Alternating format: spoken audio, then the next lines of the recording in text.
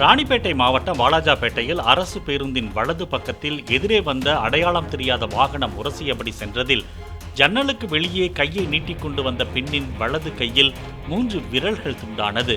ஆற்காடு அடுத்த காவனூர் பகுதியை சேர்ந்த தனலட்சுமி தனது குழந்தையுடன் காஞ்சிபுரத்தில் உள்ள தாய் வீட்டிற்கு வந்து கொண்டிருந்த போது அஜாக்கிரதையால் விரல்களை இழந்துள்ளார்.